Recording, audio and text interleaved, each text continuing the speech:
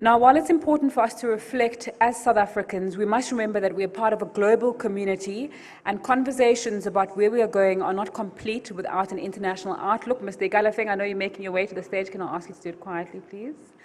Our next guest has advised presidents, prime ministers, monarchs, and governments of nearly 60 countries, cities, and regions on how to engage more productively and imaginatively with the international community.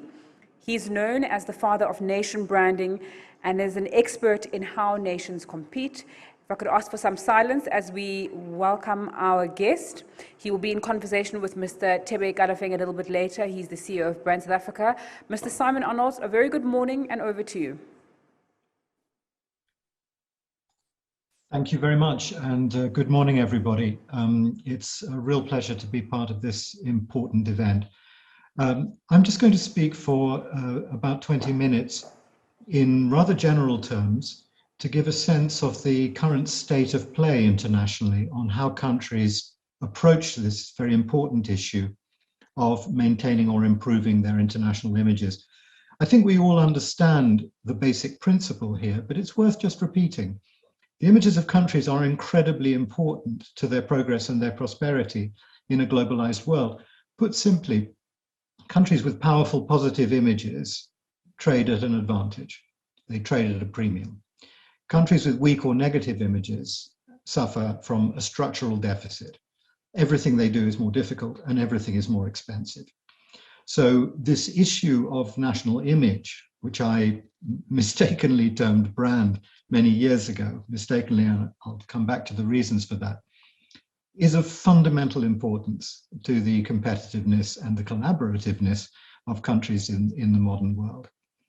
But let me just start with the pandemic, because it's the place that we all have to start.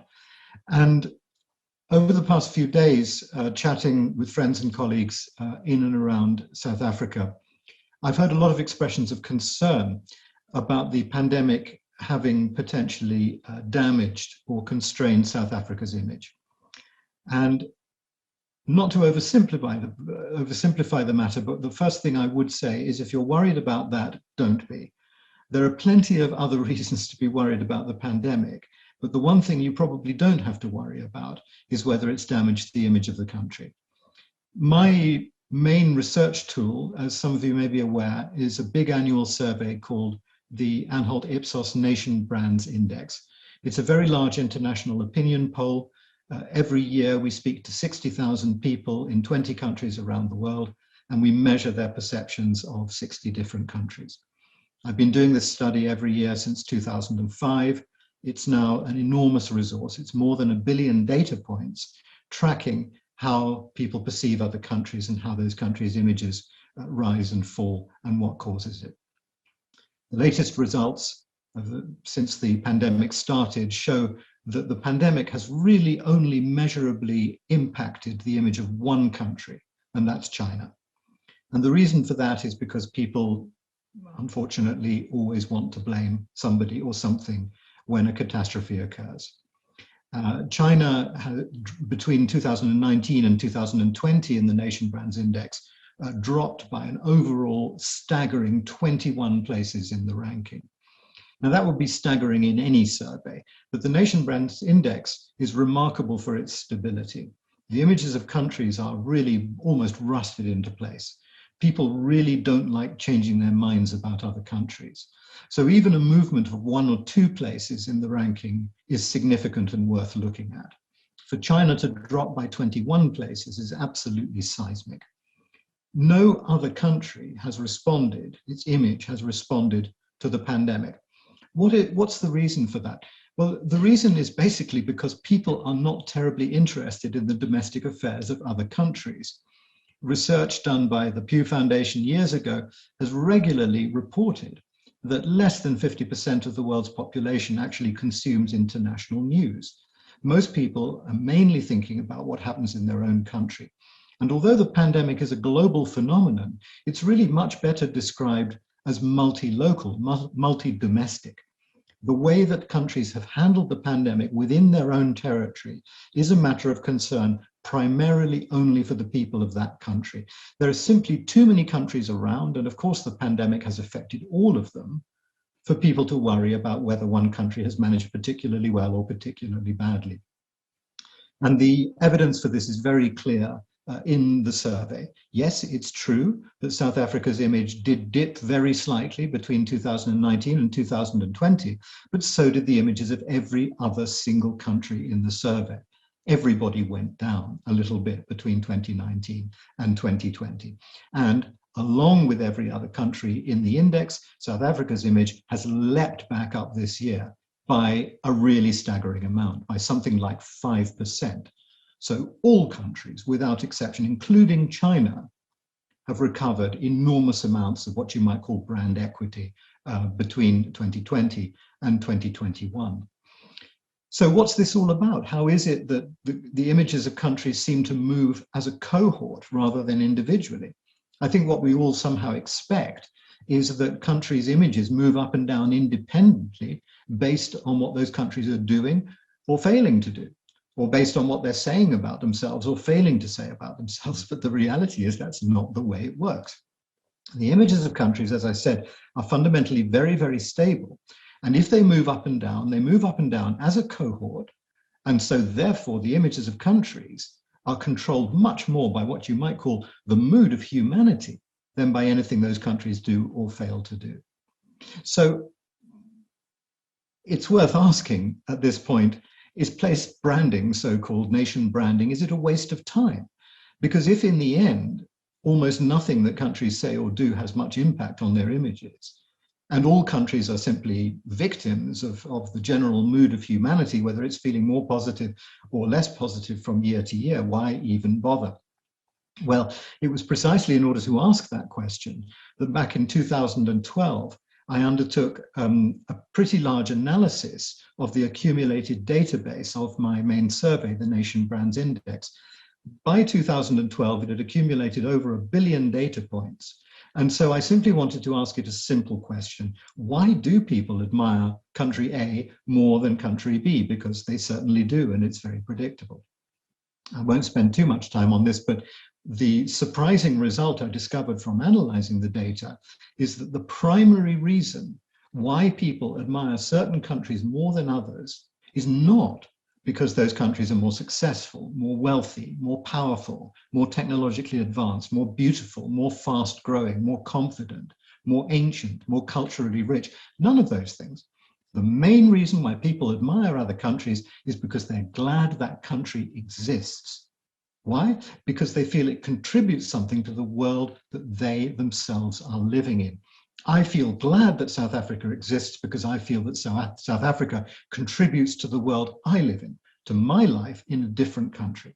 So even though I'm not South African, I like the fact that South Africa is there because I feel that it is a beneficial influence on the international community. That's basically it, what I call for short a good country. In other words, a country that does more for the world than just treat its own citizens correctly. And those two things, of course, are very closely linked, but I'll come back to that in a moment. This was the reason why in 2014 I launched the Good Country Index, which attempts to measure in reality, not in perception, what each country contributes to the world outside its own borders. Because in our age of gigantic global challenges in the 21st century, the pandemic, climate change, migration, terrorism, conflict, poverty, inequality, human rights abuses, and all the rest of it, it is so absolutely critical that countries find a way of respecting the needs of the international community and respecting the needs of the planet, that they harmonize their domestic and their international responsibilities.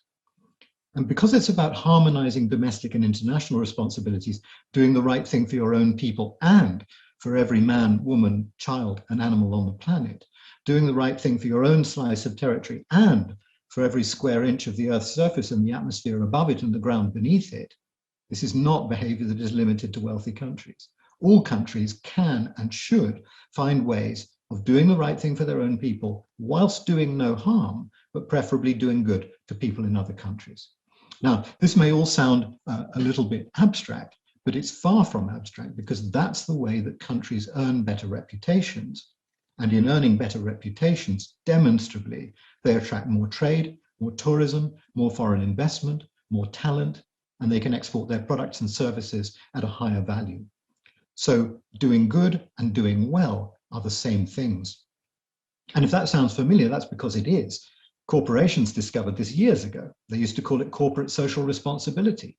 That companies, if they want to do well, they need to demonstrate that they are principled players in the communities where they operate. So it's not really surprising that countries now need to do exactly the same thing. So the question that a country like South Africa, or indeed any country, needs to ask is not, what can I say to make myself famous? That's the wrong question. The question should be, what can I do to make myself relevant, to make people around the world feel glad that I exist? So, as the statisticians often remind us, correlation is not causality, but it's a fact that since I launched the first edition of the Good Country Index back in 2014, one can observe the practices of so-called nation branding beginning to change. And in the last 6 or 7 years, a real nexus of countries, mainly in the Nordic and Scandinavian region of Northern Europe, have started to change the way that they do nation branding. No longer doing that old-fashioned, primitive kind of self-promotion, where you spend a lot of taxpayers' money on buying media to brag about how wonderful you think you are, because that demonstrably doesn't work. People are not interested in how wonderful you think you are because they don't live in your country and they don't benefit from it. What some of these countries are starting to do, what one might almost call a Nordic wave, is that they're starting to realize that actually people want to know reasons why they should feel glad that your country exists. Now, most of them are still not quite there. They're still now bragging about how wonderful they are and how much good they do for the planet, which is a step forward from bragging about how wonderfully they treat their own people. But still, it's about bragging. It's still about spending a lot of taxpayers' money on communications. The trouble is that the communications are generally ignored. Nobody pays any attention to them because they're not interested in the propaganda of foreign governments. Where these countries still need to move to is deeds, not words. What Condoleezza Rice once memorably called the diplomacy of deeds. In other words, it's what you do, it's not what you say. And countries have always been judged by their behaviors, not by their propaganda. In a way, this is good news, especially for countries with smaller economies, because it means that nation branding, if done properly, is not ruinously expensive. It shouldn't cost anything at all. It's just about selecting and strategizing your policies, your projects, your actions as a country, private sector and public combined, in such a way that they prove to the world that you're useful, that you're good to have around, that you deserve the place that you occupy on the world's surface. So I don't want to go into too much detail, but I've only got a few moments left. But a few years ago, I started putting together some of the thoughts that I think that this community of nations trying to improve its images needs in order to really stop wasting taxpayers' money and to start producing measurable impacts. And there are 10 or so principles that I call place branding 2.0. I just want to talk about 4 of them very briefly, which I think might be useful to South Africa at this particular moment on its journey. The first one I've already said. This is about not telling, but doing. And one of the advantages of implementing a nation brand strategy through deeds, through policies and projects and laws and initiatives and so forth, rather than in words, is that there's no possibility of misunderstanding. You can't overpromise. You can't say things that people won't believe because you're not saying anything at all. My fundamental belief is that countries should stop talking altogether. This is not, the international community is not an environment where countries can have a dialogue in that sense. It's not about telling your story. It's about making a difference. And you have to do it strategically, consistently, patiently, and imaginatively so that it captures the imagination of people around the world. The second rule is that it's not about what you've done, it's about what you're going to do. Lots of countries are very attached to their past for all kinds of understandable reasons, and they feel that telling their story, improving their image, has to be about constantly repeating all the wonderful things they've done in the past. But almost by definition, international public opinion is not interested in what you've done in the past. If they'd been interested, it would already have done something for your image. What's important is where you're going, the future journey, and sticking to it and making it dramatic and making it useful and making it principled and making it resonate. The third is a more technical one. There's a myth about nation branding perpetrated mainly by consultancies and advertising agencies and branding agencies, that improving the image of a country is very simple and very expensive. You just have to spend a lot of money, you tell people how great you are, and eventually the message will get through. In fact, the opposite is true. It is one of the hardest things that any country can ever do, but there's no reason why it shouldn't be absolutely affordable. You can spend as much or as little as you like on it, and it doesn't make an enormous amount of difference. If you need to spend huge sums of money telling people about the stuff you're doing, then it's worth asking yourself, maybe you've already failed. Because if people aren't using social media to discuss the things that you're doing that have a relevance to their lives, that are making the world a better place by tackling the grand challenges facing humanity, well, then you're probably not doing anything that really attracts their attention. People often say, surely, but if you're doing all these good things, you need to tell people about it. Well, experience suggests that yes, if you've got the money to spend telling people about it, great, but actually it's not really a significant factor in this equation. What really matters is how relevant and how imaginative your deeds are as a nation. And then finally, and this one comes as a bit of a surprise to many governments, in attempting to improve or raise your image, remember, you're not alone. What I call entrepreneurial multilateralism is the key here. For an individual country, even a tremendously powerful country, to think that it can either resolve any of the global challenges alone or it can push its own image alone is absurd. That's not the way that it works. And so entrepreneurial coalitions of countries, you team up with 4 or 5 other countries, not just from your own continent, but from all around the world, to make a difference collectively. That's what really seems to work. And you really can make a difference because many countries together can do far more than any country can possibly do on its own. And sharing that experience and sharing the experience of giving that benefit to humanity and the planet, oddly, doesn't dilute the reputational benefits that a country gains from it. In fact, it seems to augment them because countries are also judged by the company they keep. And you can pick any country that you admire and reach out to them and say, why don't we put together a team of 4 or 5 countries and see if we can do something about poverty or inequality or something that we understand, something that impacts us, but not just for us. Do it for a group of countries, for the whole world together. And that entrepreneurial multilateralism seems to be the magic formula. It's what really, really does make a difference to the way that people regard other countries, but only if it's consistent, persistent, strategic, and patient. It takes a while for all of this to work. The real question in the end, I would suggest, is not whether people like South Africa or not, but whether they want to like South Africa. That sounds like a very subtle difference, but it's actually a very important one. Time and time again, I've had governments coming to me and saying, we do so much of what you recommend. We do so much good. And yet somehow people don't pay attention to it. Somehow they don't believe it. Somehow they don't notice it. And that's usually, or often, it can be a sign of the fact that there's some resistance to admiring that country. And that's really what a bad image is all about, or a weak image. That no matter what you do, it's always assigned to the wrong motivations, or more likely, it's completely ignored. That is a difficult problem to get out of, because almost by definition, nothing you do in the short term is going to make any difference. In fact, even if you do good things, they can be somehow used against you if you've got a really negative reputation. But I don't think that South Africa is in that situation. I think that people do still want to like South Africa. And this is what the data in my survey always suggests to me. And if people want to like you as a country, they will try to see the good in what you do.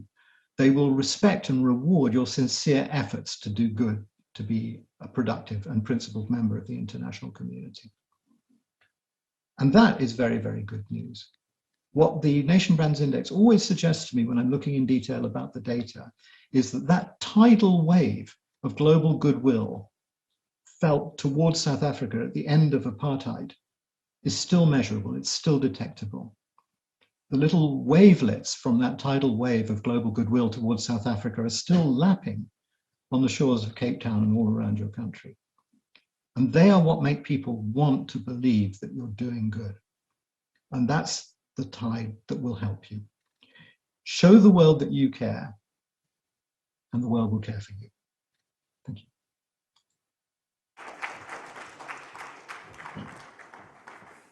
Simon, I worry about the last comment you said now, because you say we must show the world that we care and they love us back. But you already said it's got nothing to do with words and all those. It's about deeds, things, tangibles. I thought you were going to say to me, to us rather, that we need to do this one thing rather than just hard. Because, you know, as a country, and you know us very well, that in your Anholt index, which we and most of the world use as a barometer for how we perform relatively as nations, you know, South Africa performs quite well in the humanity or human and culture. So we're nice people, Simon. We've been nice for hundreds of years. We've been nice since 94, even nicer since 94, matter of fact. I'm not sure I agree with you now about we must show them that we care. I think you must give us something more tangible, Simon. We want to leave here with something that we want to use after this, you would say. Well, Thebe, I did say show the world you care. I didn't say tell the world you care. Oh, wow, you're right. You got me there. And indeed, that is the point. I don't think that South Africa has done very much or does things consistently enough to prove that it is a useful and productive and principled member of the international community. I think that's probably because, like most governments, the policymakers in South Africa tend to be a bit boring, in the sense that when they make policies which are perhaps designed to produce benefits not only domestically but internationally, those policies tend to be quite predictable and quite ordinary. And so, of course, they don't capture the imagination. Of course, they don't get talked about on the international news, and of course, people don't hear about them. So the concept of creativity, which you and I and anybody who's ever worked in the communications industry understands very well, is entirely missing in government. Most government officials believe, and it's not a bad thing to believe, that because the decisions they make every day are going to impact the lives and livelihoods of millions of people, the safest thing that they can do is to be really boring and really predictable, which is a way of expressing their sense of responsibility to the awesome task that they're facing. That is, in fact, in the modern world, the worst thing that policymakers can do. At least once in a while, they have to do something extraordinary, magical, so that it captures the attention of people around the world. And I think it's as simple as that. I don't see very many occasions where the South African government does something, even regionally, that captures the imagination. And we're lucky enough to live in the age of social media, which means that we don't have to spend money buying media to tell people about these things. If they're sufficiently extraordinary, people will talk about them and the world will hear. So what we need to do is we need to get some creativity as well as strategy into the heart of government. Thank you, Simon. I'm not going to belabor that point. You've already told me that we are very boring. I'm glad we've got a few government people around here. They will have the script now. We need to wake up, guys. Apparently, we're very boring. We do nothing extraordinary. But Simon, I was quite intrigued as well by something that you said, because I think during the COVID, as you said earlier, that what tends to happen now is, perhaps not just COVID, you say that people, we have to move in a cohort of humanity. But I think broadly you said we need to move collectively, or as you said, countries are judged by the company they keep. But you also then said nobody really cares about what happens in your country because they are also dealing with their own problems. So perhaps I can speak as an African, what did you say to us as Africans then? What should we do with Africa? Because I think Europe has demonstrated, or rather the West has demonstrated quite decisively that they actually couldn't care less about us. And that has been demonstrated in many events, particularly during COVID, when you look about vaccine discrimination and a whole lot of other actions. So what do you think us Africans should do? Because I'm not even sure that we are moving in that cohort as a continent.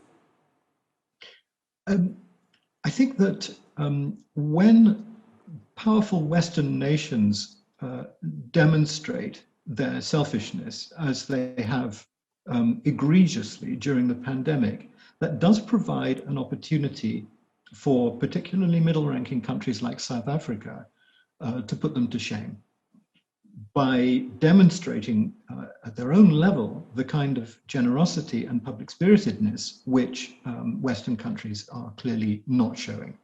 And that can be a very, very powerful demonstration of the way that the world is changing. So I don't know, because I haven't researched it and I haven't looked into it, but I assume that South Africa is being helpful within its own continent, helping to make vaccines available to poorer countries and all the rest of it. That's a story which, if I had heard it, sitting where I sit in London, if it was talked about, if it were the truth, that would be dramatically impactful. America and most European countries are not sharing their vaccines with poorer countries. But in the middle of the scale, you've got a country like South Africa, which is.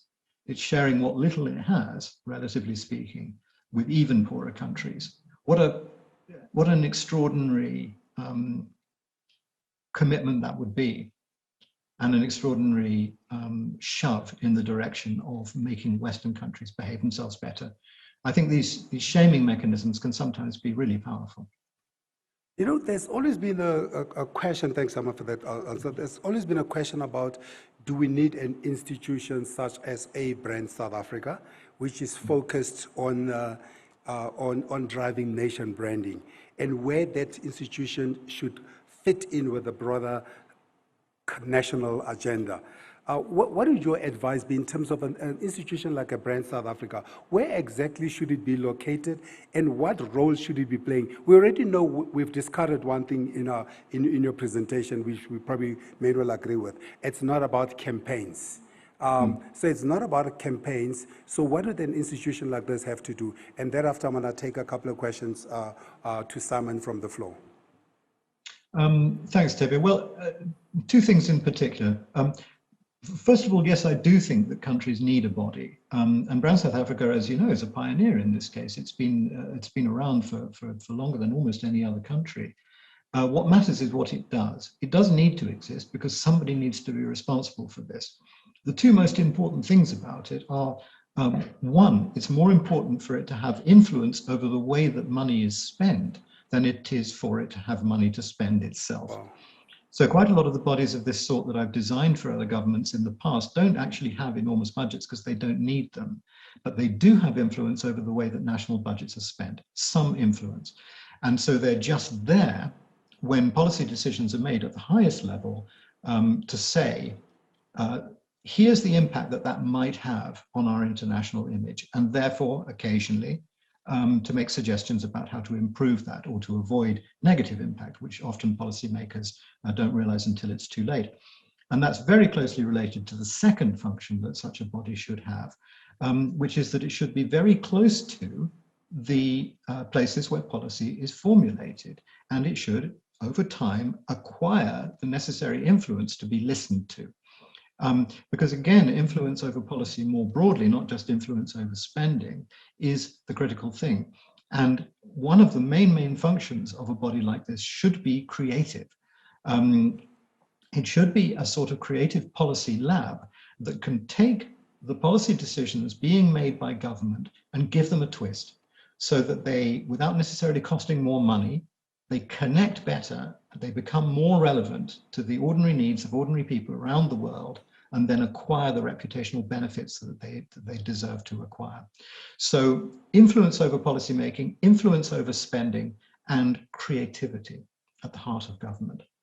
Chairperson Tobias, I think you've got your agenda all sorted out. Simon, there's a few people in the room who will have one or two questions for you. So let's, listen, you had your hand first up. Where's the microphone? Thank you. Tlesa Munyela from DERCO, Department of International Relations and Cooperation. Oh, you were scratching your head. You didn't want to ask a question? No. now that you've pointed me out, I might as well. Thebe. No, quick question. I kind of agree, but I kind of also differ. That campaigns are not necessarily important, that words don't impact much on nation brands. I see the point about what you do probably is more impactful. But before I visited a country like Malaysia for the first time, what was ringing in my head was what I had seen on CNN, their campaign, Malaysia, Truly Asia, even before I visited the country. So there is a space for campaigns. But I wanted to say that with South Africa, for example, the work that we do on the continent, now that you've given me the microphone, Thebe, I'm going to abuse the opportunity. Humanitarian assistance, for example, I would have thought, given what Simon has said, our brand would be up there. I mean, last year you would have seen South Sudan was experiencing food security challenges. South Africa donated food aid to the tune of 100 million. Just 2 months ago in Zimbabwe, there was an issue, again, food donation. We respond to humanitarian crises on the continent and beyond. In Sri Lanka, in Japan, you see Gift of the Givers being active whenever there are natural disasters. Are those sort of things that you're talking about that would have an impact on the brand? You were talking about vaccines. This hasn't been made public. I'm probably breaking protocol. But in the next 2 weeks, you will see an announcement that South Africa is donating vaccines to 27 countries on the African continent at our cost. So I'm sure these are the sort of things that you're talking about. And hopefully, the next time you do the survey, we should be up there. Thanks, Chair. Thank you. Simon, should I take another question? You want to actually deal with this question? Deal with this Let question. me deal with We're this nice one, people. We're nice people, Simon. Give us credit. If only it was up to me. Okay, so two really interesting points there. Malaysia, Truly Asia.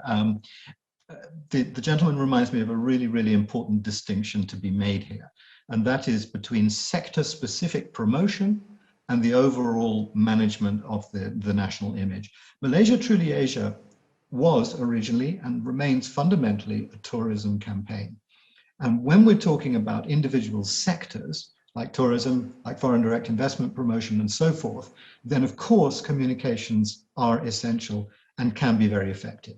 You have to do it because your competitors are doing it. So Malaysia Truly Asia is an example of a tourism campaign that has been very effective because they've spent a great deal of money on it. And it helps in a peripheral sort of way in other areas as well. It puts the name of the country on the map. I'm far from saying that advertising or promotional campaigns are completely pointless in every circumstance. What I perhaps should have made clearer is that they can play no direct role in improving the overall image of the country, but they can sure as hell sell vacations.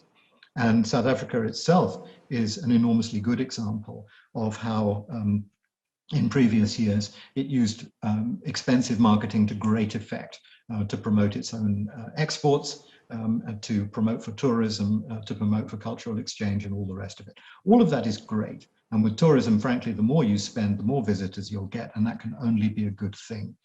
Where the confusion arises, I think, is that people in many countries tend to bandy around terms like branding in a rather careless way and conflate or confuse sector-specific promotion with specific targets, specific audiences, and specific marketing objectives with the overall management of the country's image. That's where it stops working. And the second point about the assistance that Africa gives within within its own continent. So don't assume that this isn't already working. It is working. And the fact that South Africa for many years has been a responsible player in its own region is noted. And that's part of the reason why South Africa ranks where it does in the Nation Brands Index, which is way above most other African countries. And I suspect that if we were to measure South Africa's image regionally, i.e. amongst respondents within the region, it would be at or near the top of the ranking. So a lot of the good that South Africa does is noted and does feed into its reputation. But because of the way the world works, a lot of that doesn't leak out far beyond the region itself. So I don't claim to have the answers in my head now, because these are very, very difficult challenges and very important problems to solve. But one of the challenges that South Africa faces today in the modern world is to find ways of making its principled behavior resonate beyond its own region, and to actually start to forge for South Africa a place as a real player in the international community. Person Tobias, but the mic is that side. So I'll ask Ashraf Garda, who runs Champion South Africa, to speak, and then gives to Chairperson Tobias, and then gets to Pumela, who's based out of London, running the image of South Africa out of that. And then I'll close the session with Simon, so we can give Gugu the floor to talk about social cohesion and tourism. Ashraf Garda. Yeah, can I go, right? Simon, I'm particularly interested in your point about saying, show the world you care. Now, I say that because at my organization, Champion South Africa, we center on this phrase called champion people, build champion nations. Now, increasingly in South Africa, we are becoming increasingly splintered, and particularly so on racial lines, as was before. And there's also seems to be a high degree of activism to keep us apart. So my question to you, outside of showing the world we care, South Africa currently has a problem with showing South Africa it cares.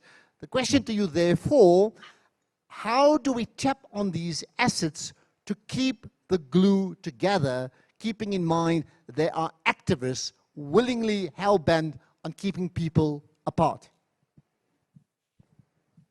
Thanks for that point, Ashraf. I mean, in a sense, that's a question that's above my pay grade. Not in the sense that I couldn't have an interesting conversation with you about it, but because I cannot claim that it's possible or easy for South Africa to raise its profile internationally whilst it's still riven by differences of this sort, if indeed, as you say, actively promoted at home. The only thing I can say, which perhaps provides a little bit of encouragement in this area, is that what I have seen in the past in other countries that have got huge domestic issues, that the mere act and habit and behavior of thinking always internationally and always looking at the international impact of everything that's done domestically can sometimes make resolving those domestic issues a little smoother.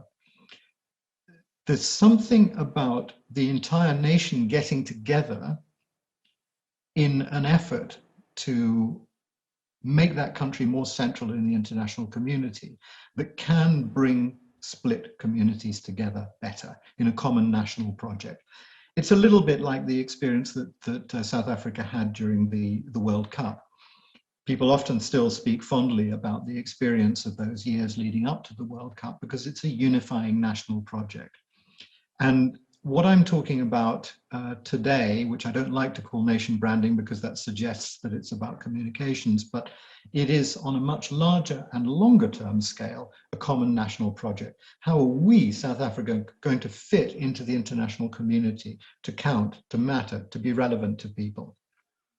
And I think if that's done right, with sufficient courage and imagination, it can sometimes over a longer term have the impact of bringing people closer together and making domestic challenges seem not less important, not less real, but somehow a smaller part of the overall picture.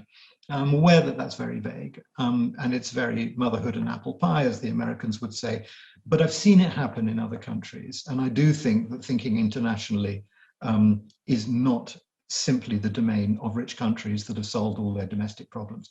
Because frankly, if we take that view, that only the countries that can afford to think about the world should think about the world, then we're all screwed, because even the very poorest countries need to do so.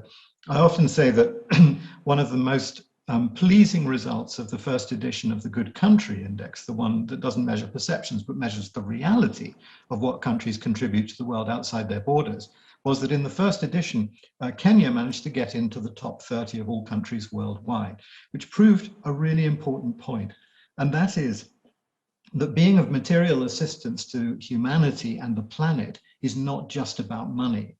it's definitely not just about rich countries giving their spare cash to poor countries. It's about how effectively and imaginatively countries engage with the opportunities that are there in the international community. And if Kenya, with its relatively small economy, can rank amongst the top 30 countries in the world in terms of its net contribution to humanity and the planet, then I think there's hope even for the least developed countries in the world to contribute in some way and to gain good image as a result. Thank you, Simon. Chairperson Tobias. Thanks, Simon, for your disposition. Ayman.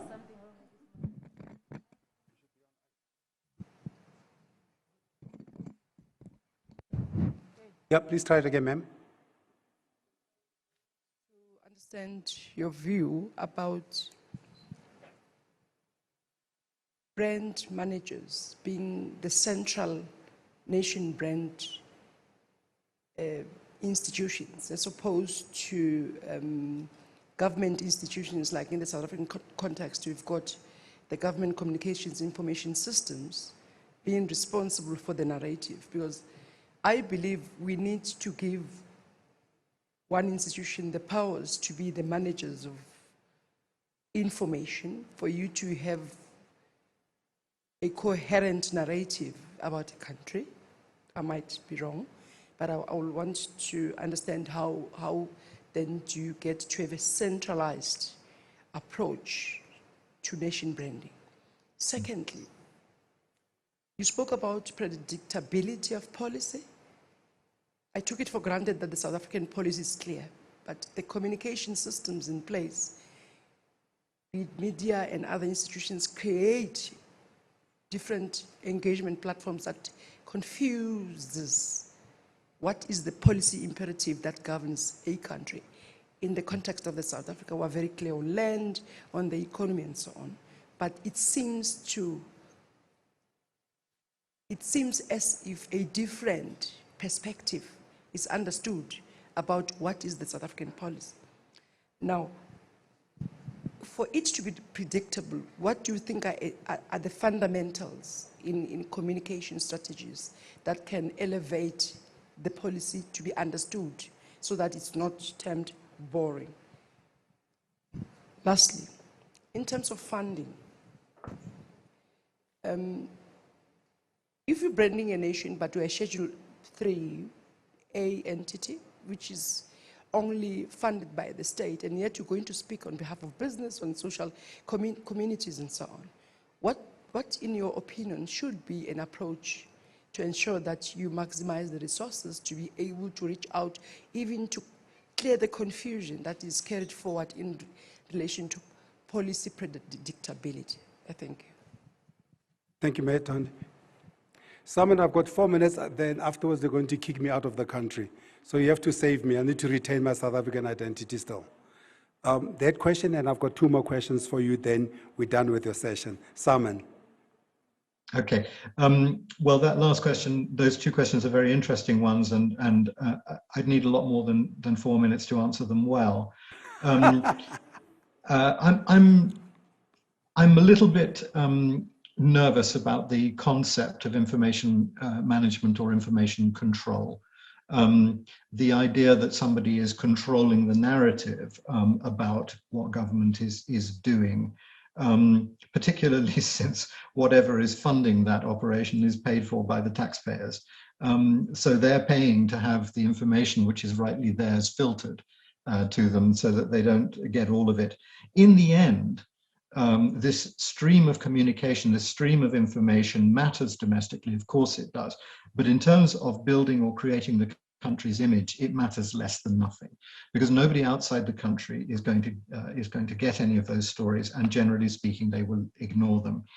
What makes all of that communications theory pale into insignificance is just regular, even infrequent, what I call symbolic actions, dramatic, magical initiatives that are noticed by people at home and abroad because they connect to the things that people are concerned about today.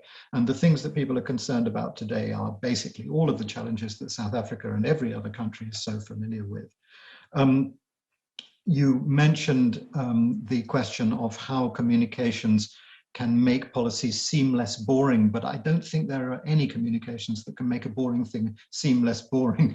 You know, the public are not thick and they know when something is interesting or not. And so I believe that the creativity has to be executed at the inception end of policy making. In other words, policies that are intrinsically interesting rather than at the communications end. The way that the communications industry generally works is that it takes a finished product and it twists the way that you tell that to make it look more interesting. This with governments cannot work. It has to be at the product level. In other words, the policy itself has to be devised in such a way that it's extraordinary, original, innovative, imaginative, captivating in some way. And then it doesn't really matter how you communicate it or even whether you communicate it, because people will hear about it and they'll be captivated by it. So the burden always returns to the place of policy making. That's the place where the imagination and the conscience need to be brought to bear to do the right things and to do them regularly enough for people to begin to realize domestically and internationally, this is a state that wishes us well. Thank you, Simon. Then Pumela. Pumela's based out of London, representing South Africa. You should have just hooked up with Simon over coffee. But now that you're here, you can be free to tell us what you think about them. Thank you very much. Thank you, Simon, for such an insightful presentation. I could not help but to notice that when you shared your thoughts around place branding 2.0, as you referred to it, you indicated that a country must be able to show not what you have done, but what you are going to do. Now, I understand that because I suppose you are trying to be forward-looking, and it also speaks to the positioning of a country and its image. Now, I'm trying to think, what about the genesis of a country? And specifically coming to South Africa itself, we have our country's slogan as inspiring new ways. Now, there's a history to the slogan, but it is also future-looking. So the history relates to South Africa's inherent strengths, those things that South Africa has done in the past, where other countries could also be able to learn and leverage from. I mean, things like our transition to democracy is inspirational. Our world-class financial services, our constitution is world-renowned and admired in the world. And you've also just now talked about the World Cup and what it did to South Africa as a country. So my question is, you know, with the history, you know, that countries have, and also bridging the gap to wanting to be future-looking, where do we place then where we have come from as a country? Thank you, Pamela. It's a great question. Let me be a little bit more precise about what I said. When I said what matters is not what you've done, but what you're going to do, that's not a recipe for communications, okay? What I'm not saying is don't talk about your past, talk about your future. Don't talk about your achievements, talk about your aspirations. I'm not saying talk. Telling the world what you're planning to do, it doesn't work. It won't get anywhere. Nobody's listening to what South Africa is saying most of the time. When I say that, I'm talking about the kinds of strategic processes that need to be undertaken, not thinking in closed rooms, if you like, when we're talking about how to help South Africa engage more productively with the international community. We should be thinking about what it's going to do in the future rather than constantly reminding ourselves about what it's done in the past. Now, the very, very last thing I wanted to imply is that your history is irrelevant or defunct or something not to be proud of. Of course, it's something to be proud of. Of course, it's why you are who you are because of where you came from. And of course, I'm not saying that, for example, the cultural institutions or South African historians should somehow stop talking about your past. Of course, they should talk about it as much as they can to anybody who will listen. And to a small number of people, it will matter. All I'm saying is that constantly rehearsing and repeating the great moments from South Africa's history will not improve South Africa's overall image because it simply won't capture enough attention. The sad fact of the matter is that only 0.000000001% of the world's population are historians, and historians by and large are the only people who really spend time thinking about what countries have done in the past. So this is more than anything else a reminder, a stimulus to the thinking from today onwards of brown South Africa. Let's plan what we're going to do as a nation that will prove our relevance and our utility to the human community. Let's not keep talking about what we've done in the past and complaining about the fact that people don't appreciate it enough, because you only have to ask yourself the same question. What do I, as a South African, if you're a South African, know or remember or appreciate about the history of Guatemala, or the history of Iceland, or the history of Laos? Probably very little, and that's not because you're ignorant, it's because there are 200 countries in the world and nobody thinks about very many of them. But if tomorrow Laos or Guatemala or another country does something extraordinary that makes you feel good about being alive and makes you feel more hopeful about the future of humanity, then that country starts to register. Thank you, Simon. Last question, very last. Simon has promised will be very short. So, Sol Molobi is going to be very short. Sol is a prolific writer in nation branding, has represented South Africa on many platforms around the world. Sol. I keep saying Simon Sol. We need a Tswana name for you. Okay. Thank you very much. What an honor to speak to you directly, Simon, simply because you feature prominently in all my dissertations. You are number one, you are followed by Keith Dini, Wally Ollins, obviously Thebe. I'm running a competitive identity and nation and public diplomacy agency. Competitive identity, a coinage you came up with, I've borrowed it. Public diplomacy, courtesy of my former boss, Clayson. Question. So the question is, in your nation brand index, what data do you collect from Africa? And the reason I'm asking this is that Africa is now talking integration. And Thebe, through his Brand Africa survey, last year indicated that when he first launched the survey in 2010, 34% of the top 100 most admired brands were of African origin. Last year, they came down to 13%.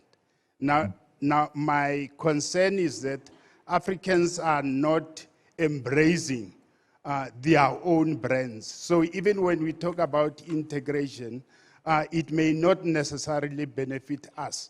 It may benefit all the foreign brands that are dumped onto the continent. The other quick one is that the soft power index by Brand Finance has just ranked us number 27. And my question then is, to what extent does the Nelson Mandela iconoclasm plays a role, or how relevant it is in us trying to build the brand image of our country, considering that Mandela will always be relevant, will always be, he's timeless, because every year the whole world is celebrating Mandela. Thank you. So Thank you, Sol. Thank you so much. In a minute, Simon. Saul, thank you very much for that, and also for your very kind remarks. I truly appreciate the fact that you followed my work for so long and that you make use of it. Let me start with your final point about Nelson Mandela. It is part of the reason why South Africa is known and respected internationally to the degree that it is today. His legacy will probably last forever, or as close to forever as we ordinary humans can contemplate. But like any other light, it does gradually diminish. And as you move away from your past, you need to constantly refresh and find new reasons for counting on the world stage. So I think my answer to that point is do both. do whatever you can, and I'm sure plenty of people in South Africa do whatever they can to keep the memory of Nelson Mandela and his legacy alive, but at the same time spend very much more effort thinking about what are we going to do next? What are we going to do next? And the countries that, generally speaking, do this kind of stuff well are the countries that have this habit of constantly asking, what do we do next? What do we do next? And constantly looking forward. That, I think, is the real point. Just very briefly on the question of the indicators. It is absolutely one of the weak points of the Nation Brands Index that not much of the data is collected on the African continent. The mechanics and the economics of the study dictate that we can only actually measure in 20 countries, even though we're measuring the images now of 60 countries from 2021 onwards. And in Africa, the only places where we actually interview people are in South Africa itself, and also up until recently in Egypt, but that's now to be replaced with Saudi Arabia. So if we were talking about a public opinion survey that was published for the public benefit, I would suggest that that was probably inadequate, and we would need to be doing the research in many, many other countries. But the Nation Brands Index isn't that. It is a commercial product produced by a company called Ipsos Mori that is used to provide governments, including the South African government, with detailed information about the image of their country in certain other countries. And those 20 countries are the ones that those customers, those governments want to know about. So there's always a little bit of ambiguity when we announce the results publicly, and the public takes such a keen interest in the Nation Brands Index because they're fascinated by the topic. And yes, at the same time, it is not truly globally representative. Yes, the 60,000 people we interview each year do represent a sample which is equivalent to more than 70% of the world's population by number, but not by distribution. And if I could afford to do it, I would pay out of my own pocket to ensure that we were collecting responses from a larger number of countries than we do, which would give a more balanced view. However, and I'll say this in 15 seconds, David, I have tried an experiment where we remove, because it's expensive to add panel countries, but where we remove the panel countries that create a bit of a bias towards, for example, Western Europe. And so we have just one panel country from each cultural cluster of countries all over the world. So one in sub-Saharan Africa, one in Catholic Europe, one in Protestant Europe, one in North America, one in the English-speaking world, and all the rest of it. And what we find is that the overall rankings actually don't change very much at all. Now, the implications of that are fascinating. Perhaps the West still is dictating even people's tastes in other countries. If so, that's sad, but that may be the reality of the matter. But the important thing to remember about the Nation Brands Index is that it doesn't attempt to provide a complete picture of what the entire world thinks about all other countries. So when a country ranks top in the Nation Brands Index, that doesn't necessarily mean that everybody in the world sees it that way, but a substantial percentage do. Our key takeout. Deeds done with extraordinary courage, imagination, and always focusing on the future is what matters and not what you've done in the past. Everybody's got a copy of Simon's Good Country a book, which we distributed to everybody. Simon, as always, fascinating and insightful. Until next, thank you. Thank you, Thebe. Thank you so much for that international insight and for moderating that discussion that gives us a global view on South Africa and the possibilities for there. Without laboring the point too much, what I took out from what Simon said, it's more important what South Africa is than what we try and project to the world. So focusing on what we do now and going forward will matter more than what we say or what's to be. So it's also good to know that people want to like South Africa, they want the country to win, and there's still so much of that international goodwill. Before we move on to our next panel, let's watch a video. Batho ba Mzansi, re brave. Not only are we a nation that appreciates those who died so that we could be free, we're a nation that refuses to be defined by our past. Batho ba Mzansi, we are one of a kind. We're a nation that unites and supports each other despite our differences. A nation filled with cultural richness. A nation that breaks boundaries using our freedom of self-expression. A nation brave enough to believe in staying true to ourselves while remaining outstanding. And that's why in Mzansi we trust. COVID-19 has had a devastating impact on industries across the world. Statistics South Africa said that foreign arrivals dropped by 71% from just over 15 million in 2019 to less than 5 million in 2020. Outside of our incredibly physically beautiful country, which has breathtaking oceans, mountains, wildlife, innovation, sports, and political legends, South Africa is known and celebrated across the world for our people, our spirit, and our resilience in the face of any challenge. South Africa and South Africans always recover. It's part of our DNA. We have challenges, and then we always bounce back. So can we harness this can-do spirit one more time, and what do we need to do to bounce back? The next panel will be moderated by Gugu Mfuphi, a seasoned radio and television business news anchor and facilitator currently hosting Kaya Biz. Please may I ask Dr. Sipho Sithole, who's a member of the National Arts Council, Mr. Blacky Komani, who's the Deputy CEO of Tourvest, Ms. Muditambi Ravele, who is the founder and CEO of the South African Women in Sport Foundation, and Mr. Vusithemba Ndima, who's the Deputy Director General of Heritage Promotion, to make their way to the stage to answer that question, what do we need to bounce back? I know we've just heard an international perspective now. After this panel and a short break, we are going to hear from Mr. Strive Masiwa, who's an internationally renowned business person and the AU envoy. For now, a round of applause for our panelists, please.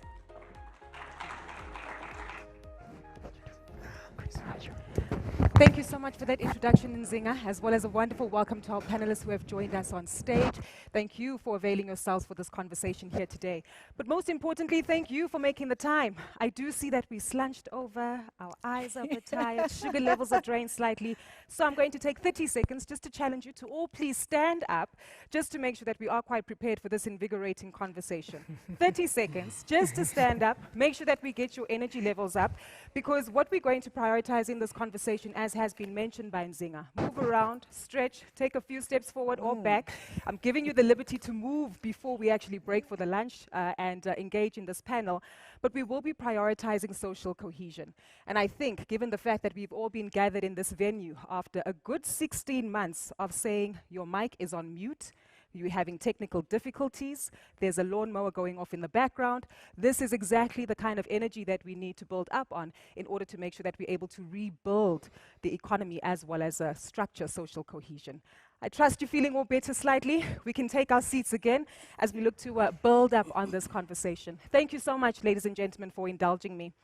I'd like to get straight to it because I do understand that we do have limitations in terms of time, and we do want to make sure that you get to enjoy your lunch today. But coming to the impact of the pandemic, it's quite clear that it has had devastating effects on the arts, culture, sport, and media environment here today. And one thing that we certainly need to reflect on, perhaps before we identify how best to rebuild, is the impact not only of this pandemic, but perhaps how it also highlights the shortages, weaknesses, and leakages within the systems that we need to be mindful of. Let's touch on tourism. Mr. Komani, I'm going to come straight to you to unpack that for us, given that you have a seat at the Tourism Business Council through Tourvest. Yesterday was International Tourism Day, and as Nzinga pointed out, there's data and figures that have been released by the Bureau of Economic Research, which highlights 1.64 billion rand lost in spending in the tourism environment.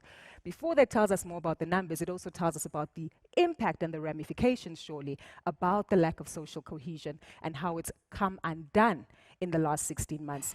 Give us your reflections tied to the numbers, and we'll continue to link this into how we need to reflect on what's happened in order to rebuild. Thank you so much, and good afternoon, everyone. I think the tourism industry was hard hit by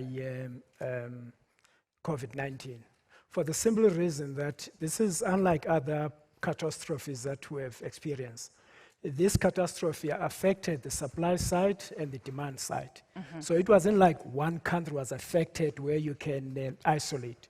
So we're all affected by this. I mean, the numbers speak for themselves, but one thing I can assure you is that the tourism industry is able to bounce back. Because inside South Africa, there's that thing about South Africans.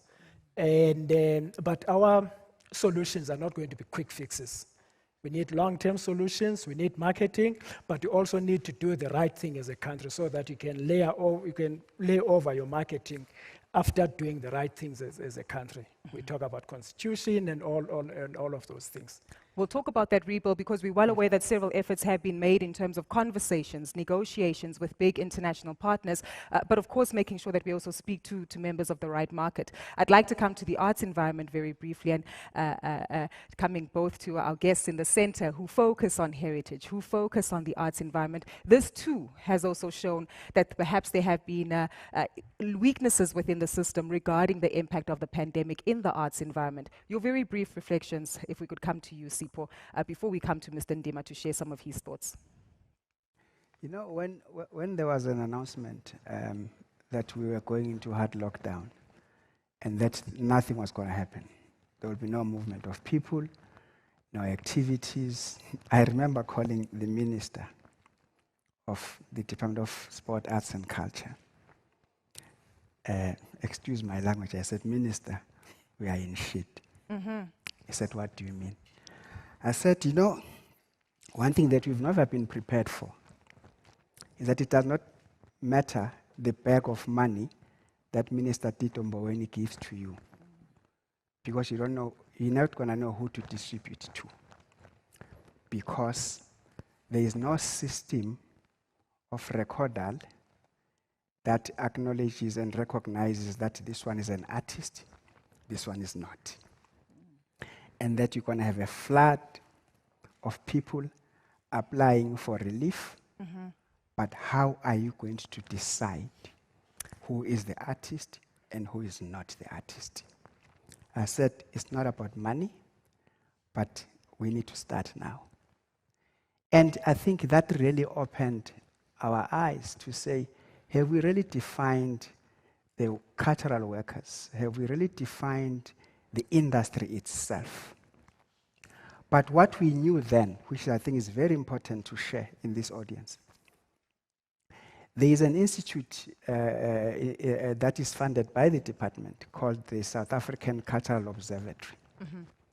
That has been doing studies on this sector, the cultural and creative industries, to check their contribution to the economy. Now, here are the hard facts. 74.3 billion rands contribution to GDP by the cultural and creative sector, which is 1.7% of total GDP. That sector employs 1.1 million people, which is 7.03% of total employment. The study also revealed that between 2016 and 2018, this sector grew at an average of 2.3%, faster than any other industry. Sure. And lastly, at that time, the country was growing at 1.1%. I want us to deep dive into this because clearly what you're highlighting to us is that we have taken for granted the economic contribution of the arts environment and arts sector to the South African economy. And we're seeing that now as evidenced by the job losses and, of course, companies and individuals who have been negatively impacted. Let's go back to the numbers because you took us there. And we can't ignore the announcement that was made by the minister yesterday. I'm well aware you don't speak for the Department of Arts and Culture, but let's reflect on the malfeasance, the leakages in the system of the money not making its way to artists who were deserving. The system of money. First of all, let me say that this department, which is Mr. Ndima represents, has got all these funding institutions. It's got boards. There are processes of application and also of funding, of granting or distributing the funding. Of course, what we've just learned, because I think you want to get to the point about what happened. You know, I just want to go back to this point I was raising before I get to this one. When I was assisting the department last year on the appeals of people who had been rejected in the first wave, the COVID relief first wave, Ndima will tell you that in many instances I cried when I saw people writing emails and say, there's no way you should have rejected my application because I do this all the time. And you might think I'm not the artist, but I am an artist. But what made me even cry more was one email that we got that said, I cannot prove to you that I was going to have a job in the next 3 months because you needed to prove that you have been booked. Sure. So I can't, so I'm not asking for money. Can you please drop some food parcels in front of our gate because my mother is diabetic? And that's the reality of what we're facing here. And the reason why I asked this question is to take us back to rebuilding. In order to rebuild, we need trust, we need transparency, and we need the assurance.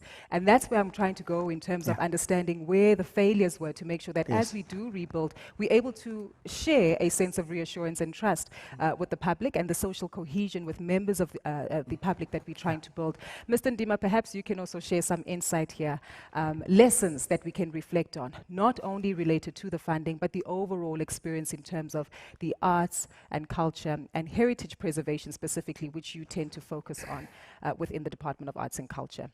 Lessons that we can learn to assist us in rebuilding. Thank you very much. Maybe just, it's very important that we contextualize this. The pandemic hit all of us. We are unaware.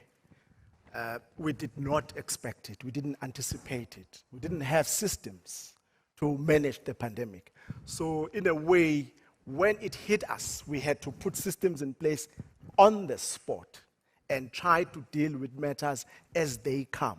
And maybe when you talk about leakages, you're talking about that because it's not something that we could have planned for it and say it's coming and therefore let's put all the systems in place. And of course, Dr. Sithole is correct to say it was a very sad thing because there was this urgent need for people to get this kind of relief. Now, there's also a tension because you have got the systems and you have got the rules and regulations of government in terms of how do you release funding to the people who are needy. And of course, you also want to ensure that as you release the funds, you are also protected in terms of the rules and regulations. Certainly. And there's pressure to provide the funding. And that pressure on its own might have also caused slip-ups in terms of checking the governance issues, being very much particular and very, very careful about what you do at that particular point in time. And I just think that for us, what we need to then say, going forward, how do we strengthen our governance regime so that if something of a similar nature occurs, because we do not know, it should find us ready to deal with it. And coupled with that, do we also need to ensure that we implement the necessary flexibility to accommodate the kind of economy that we're in, balancing both informal and formal members of the arts, sports, as well as tourism space? You're right. I mean, look, if you talk about flexibilities, I remember, one of the requirements that government cannot give money to anyone who doesn't pay tax. We had a big challenge there, because our stakeholder, artist in this case, not everyone is a registered taxpayer. Sure. But of course, they needed assistance. They needed relief.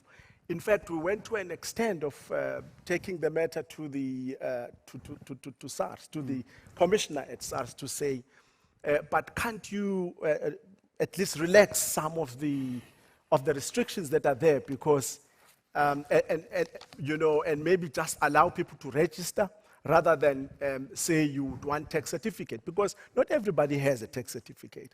So those are the things that we try and intervene on as government to ensure that we gave the necessary relief to those who were in need of support. Indeed. We'll come back to that, certainly building in terms of the ongoing communication, but I'd like to come to you, Ms. Ravele. We've kept you quiet for too long in terms of the conversation regarding sport, and I think this has also highlighted the important need and the role and function of sport and sporting activity within South Africa, primarily because you also come from a sporting fraternity that has the sporting participation of women who we know have been negatively impacted by the pandemic. Your reflections on these learnings and, of course, the critical role that sport does play in terms of building social cohesion. Lessons that we've learned in the last 16 months? A lot of lessons. One of the issues that we identified, which I think it's also with arts and culture, it's about our systems.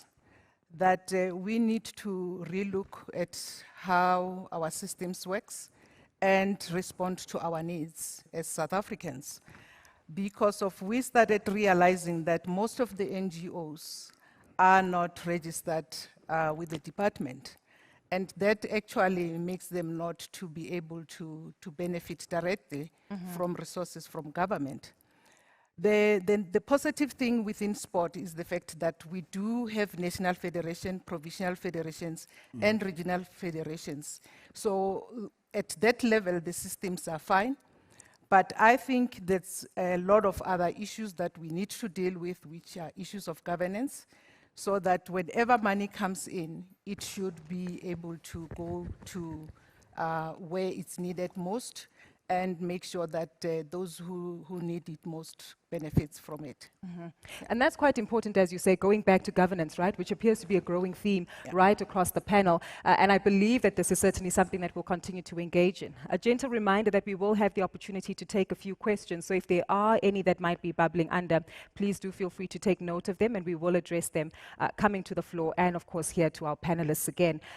Governance, systems, certainly seems like there's a lot that we need to relook at and implement, but of course tying this back into social cohesion, it takes the various players within the respective sectors that you're representing to have constant engagements.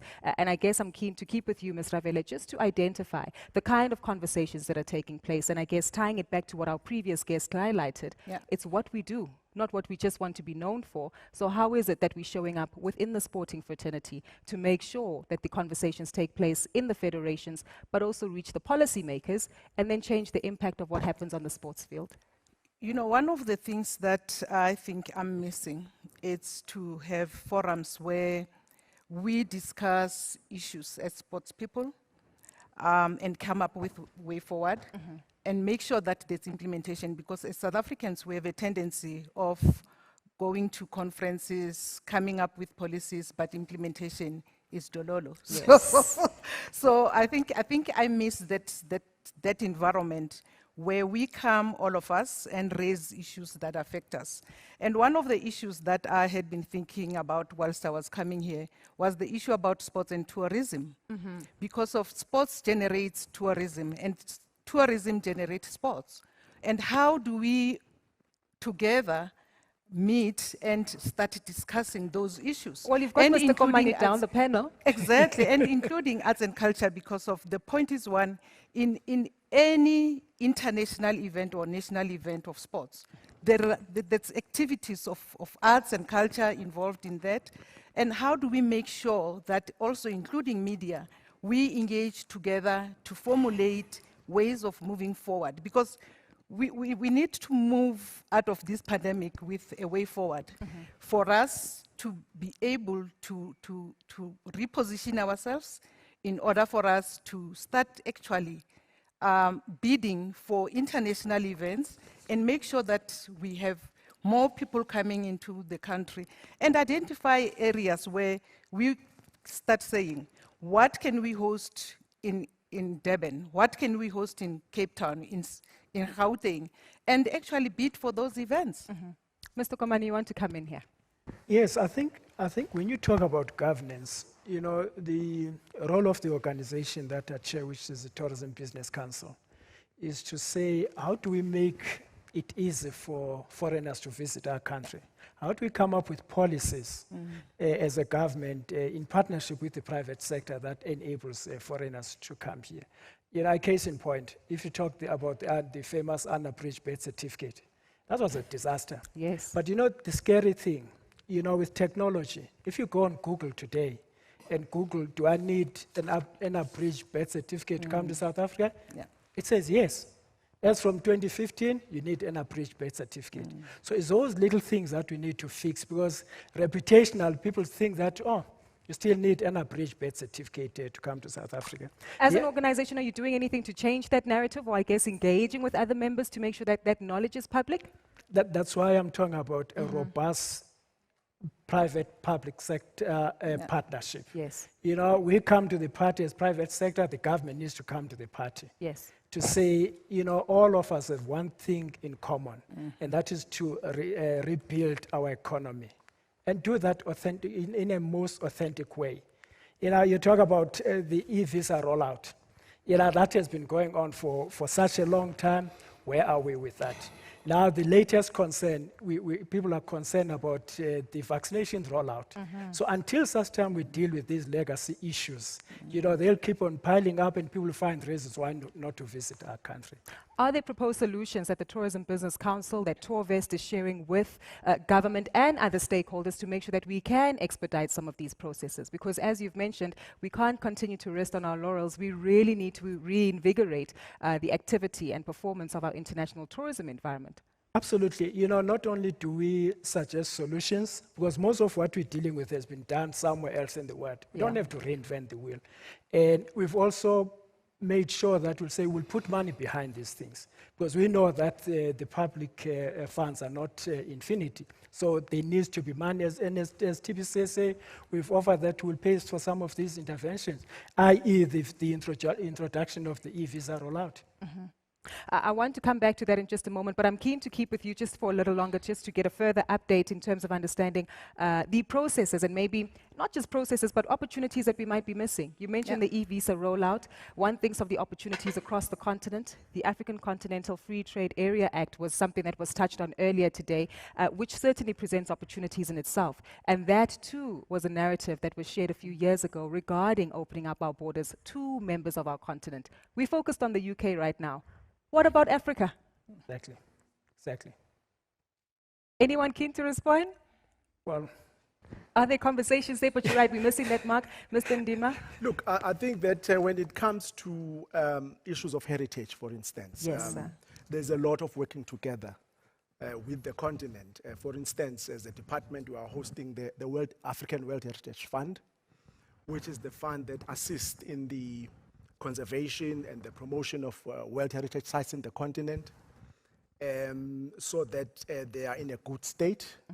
They do not lose their integrity and authenticity, so that also as they get visited, you know, people find them having the same kind of quality and elements that they were inscribed as World Heritage sites for. So there is such conversations, but of course, they can actually be enhanced. For instance, in this case, there could be further, conversation with the tourism department, because as heritage, we always believe that, heritage and tourism are like Siamese twins. Yes. You can't separate them. We are so much intertwined that, we can't exist without tourism, and tourism cannot exist without us, because we are products. So if I'm understanding you correctly, the opportunity exists, conversations need to take place, and we really need to capitalize on those conversations by making sure that there's actionable outcomes. Indeed. Mr. Spencer, you wanted to say something. You know, I pray for the day when we are not going to be arrested historically, where every time when we try and define the role of culture, it has to do with what it needs to do to drive social cohesion, which is a necessary thing to be done, but it has got to do with an event. It has to do with our own South African experience of the past. The issue that we should be asking, what after, what then, when we have addressed this issue of social cohesion? Because we need to look at culture, the arts and culture beyond social cohesion. It existed before that. It will exist after that. So we need a new, what I call a new cultural revolution to reimagine us in the post-colonial. And because the issue that Ndima is talking about elaborate on that, because I think many of us might be sitting thinking, cultural revolution? Yeah, what does that entail? In the post-colonial, because, I'm a scholar, so I spend time now reading, and I'm an anthropologist, and trying to understand what was happening back then. You will see that in the early 20th century, Europeans came and combed this entire continent. They told us about the Dogon people of Mali, the Pygmy tribes of Cameroon. We had the Hute races who's got at Rhodes what is called the International Library of African Music. He has authority and rights to everything that he collected. Over 30-something thousand sound recordings, visuals, instruments. We had the Hans Wauschmann from Germany. We had the David Fanschauer from the UK, trying to appreciate what is right in front of us that we never appreciated. The issue here is, what are we going to do to get to that point? You know, I was just telling you on the side that I just did a study for the city of Joburg last year. Yes. How countries are positioning themselves, Chairperson, as culture-led cities, where the entire urban planning and design revolves around where people work, play, and reside. So that when you come to the country, we are coming to the country to consume everything that that country has as its offering. Tourism will never exist if you don't deal with where are the museums, where are the theaters, where are the clubs, where is everything. And we've got this tendency of thinking that art is about some artists performing on stage. You know, now that's why other countries have beaten us to that, and I would like to come to it at the end, because I want to share with you why Edinburgh as a city has become so successful as a city. And there's some examples that we can allude to there. You're quite right. I've just been reminded that we've got about 5 minutes left for this particular conversation, and I do want us to walk away with a few solutions. I don't agree to that. We can't do this as a tick box exercise. We need to engage with this issue. Indeed. We were given an hour for this session. You see now the artist in me is coming out. I see that. To stand up. And I'm going to ask that we rein it in only ever so slightly, because we were aware that there are some logistical challenges, and of course time is quite unfortunate and under pressure. But a valid point that you raise. I do want to gauge if there are any questions that are on the floor, so that we do allow some time for the roving mic to get to the back. I see 2 hands in the back. Happy to take one more, but definitely as the roving mics make their way to the back, the table at the far end.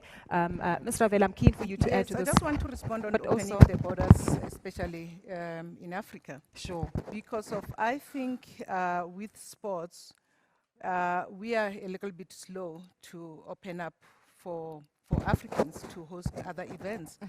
And we have seen football hosting Kosana games, and that's a big event which we were hosting, and that very soon will be hosting another forum of Kosana or Kosava. But what I have realized is that all other African countries are hosting other major events. Rwanda, yesterday, I learned that Rwanda was hosting cycling. We have the best organized cycling in South Africa, but Rwanda is hosting an international event. And I think that's where South Africans, we have to sit down and position ourselves to say, what are we doing on hosting and bidding, and make sure that we position ourselves to open our borders for us to host those particular events. And align them, as you said, to speak to the tourism industry to make sure that there is opportunities there. And why not host a festival as well? We're well aware of the Joy of Jazz, the cycling tours that we have in South Africa, even the Grahamstown Arts Festival, if it's still referred to that. But these are opportunities that we need to tap into, because they do have the multiplier effect within the economy that does transition into tangible economic outcomes. We're happy to take the questions, 2 questions that were at the back. We'll take them at the same time and seek to get a response from our panelists. I'm hoping you have a roving mic with you, ma'am. Not yet. Okay, it's on its way. Please feel free to address your question to a specific speaker if it is structured that way.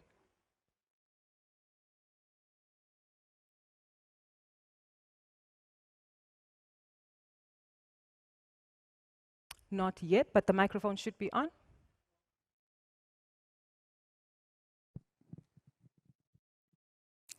Hi.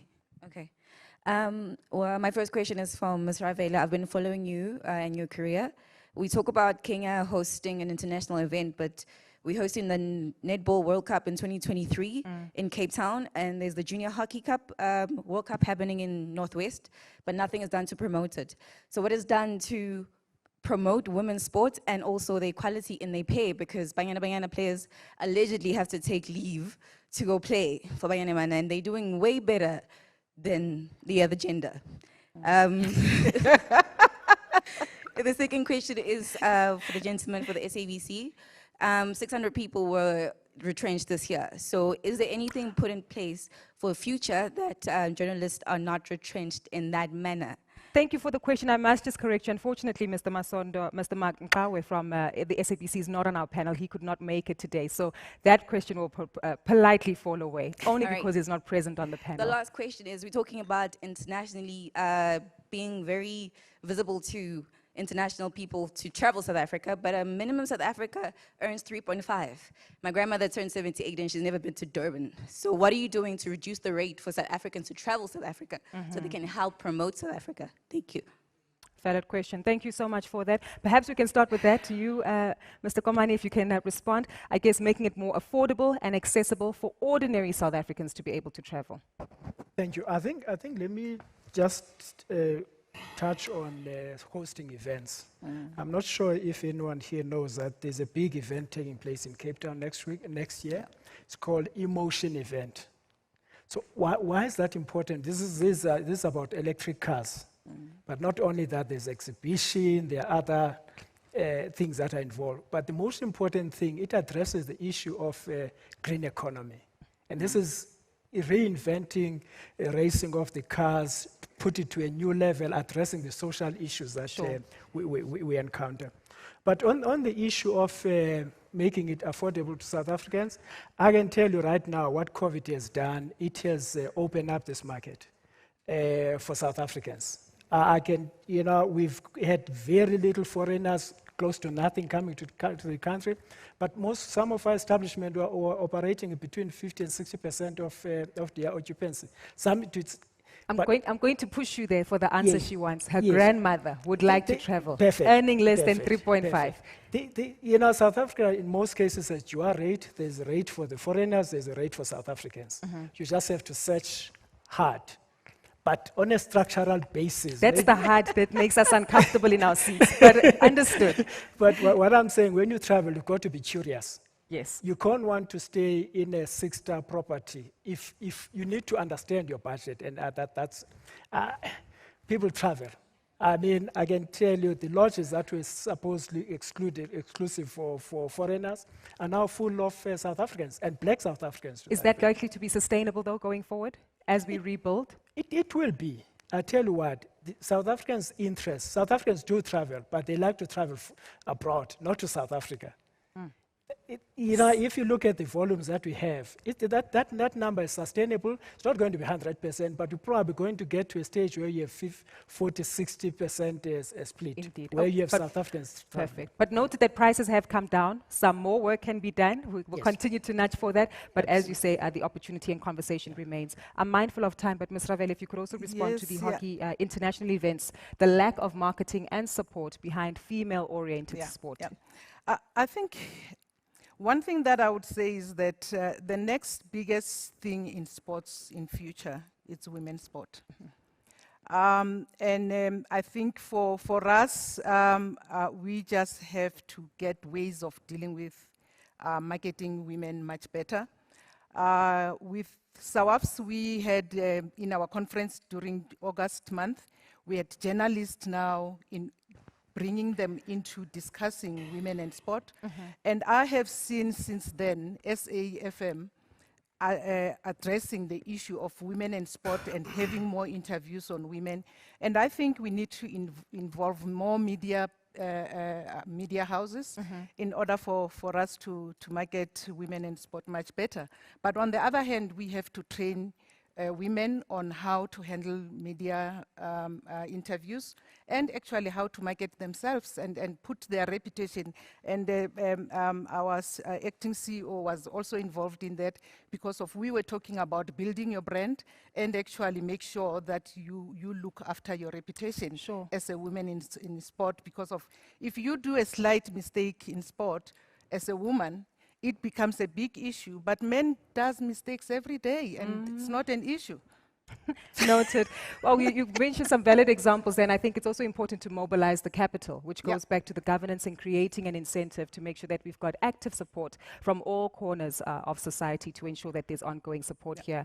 Unfortunately, we have to leave it there for our panel due to time pressures. My apologies that we haven't been able to use the full 60 minutes. However, this is a conversation that will continue. One thing I do want to drive home very briefly, Dr. Sithole, is the fact that I believe that this is just the beginning of an important conversation that needs to take place. One thing that's been made quite clear is that there have been lessons, major lessons that we've had to learn in the last 16 months. We need to correct and fix certain systems and policies, and most importantly, ensure that there are ongoing interactions and conversations between various members and stakeholders to ensure that these collaborative opportunities are able to be inculcated and expressed upon. There's just 30 one thing I wanted seconds. to say. Yes, 30 seconds. I wanted to correct my dear friend Bonang Mohale said something here, and I don't want it to run in the media. He said that there's 5 council members, former council members, that actually help themselves with 300 million rands of the NAC money. And I think it's important that we correct that. There's nothing like that. I don't think he had the brief properly from the minister. Those NAC council members were found to have been involved in judging and scoring when they were not supposed to do so, because the Act does not allow them to do that. But And they did not participate in taking the money. no, That's what yeah. you What happened clarified. is that because they were actively involved in scoring and judging, they were paid for the work that they were doing, but they were not supposed to have done that at all as council members. We are not supposed to judge or score any application. We have accounted for the entire 285 million rands. I've got a few of Yesterday my we colleagues paid- who are in the yeah, media. yeah, I think it's safe to say we will be calling you and the minister for further clarity on this particular conversation. But really appreciate that. Yeah, thank you so Unfortunately, we do have to wrap it up due to time pressures. Ladies and gentlemen, please give my panelists a round of applause. And of course, thanking you for your insights and value that you've shared today as we make our way off stage.